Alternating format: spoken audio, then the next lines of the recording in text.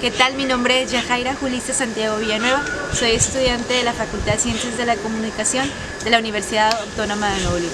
Y hoy vamos a tocar el tema de la violación de los derechos de los trabajadores o empleados que trabajan en la calle. La protección de los derechos de los trabajadores es parte o es un elemento fundamental de los derechos humanos como protección de su dignidad o ciudadanía.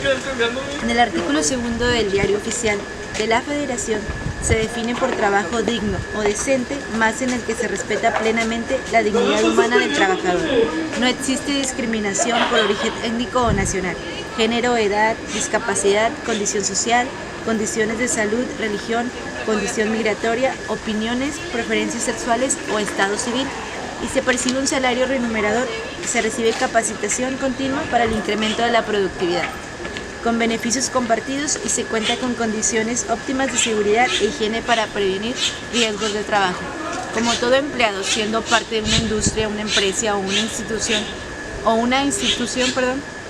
o asimismo siendo un vendedor ambulante, cuenta con derechos que las autoridades deben de respetar, pero también cuentan con obligaciones que tienen que cumplir.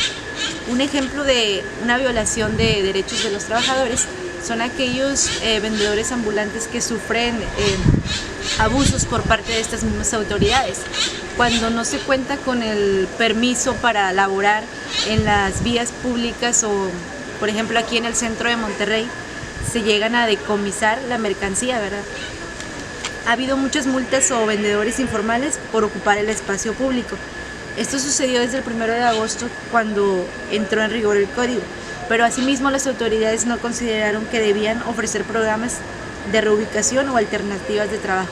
Creo que se debe de hacer un previo aviso cuando esta reforma entró o esta regla comenzó, ¿verdad?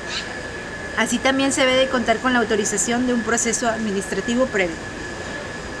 El nuevo código multa a aquellos vendedores que ocupan espacio público, pero si se comete 2 o más veces esta violación, entonces el agente debe decomisar o destruir el bien con el que incurre en la ocupación. Por ejemplo, aquí, bueno, en lo personal me ha tocado percibir en los años anteriores, en este actualmente pues no he visto mucho en las noticias, pero me he percibido que ha habido abusos por parte de las autoridades a aquellos aquellos vendedores ambulantes pues de mercancía como alimentos, tortas, avena, café. Bueno, esto más que nada lo he visto en el centro de Monterrey, cuando llegan y literal, o sea, abastan el puesto y tiran la comida o se la llevan y la reparten entre sus compañeros. Creo que esto es un abuso por parte de ellos, puesto a que esa mercancía es dinero y bueno, viene siendo el ingreso de esa persona para sustentar su familia.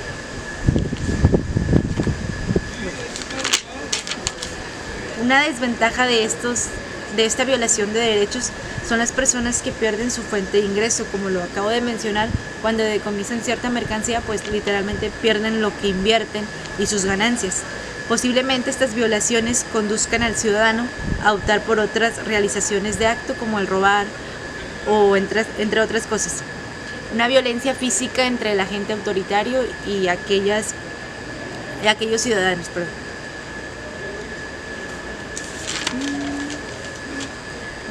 Un aspecto más importante de este tema es no seguir violando los derechos de los vendedores, no abusar del poder autoritario que tienen los agentes y respetar el espacio que se da.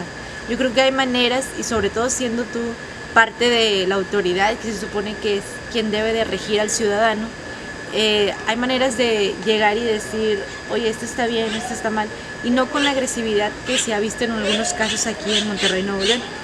Más que nada por los derechos humanos antes que de trabajador de una persona. Ok, ¿qué podemos proponer para disminuir la violación de estos derechos? Que el ciudadano, así como el agente autoritario, respete lo que debe o no debe de hacer. Que el ciudadano conozca sus derechos humanos y derechos que tiene como trabajador. Y bueno, esto es algo que no solamente ocurre en nuestro estado, Monterrey, Nuevo León, sino en toda la República Mexicana y obviamente en todo el mundo.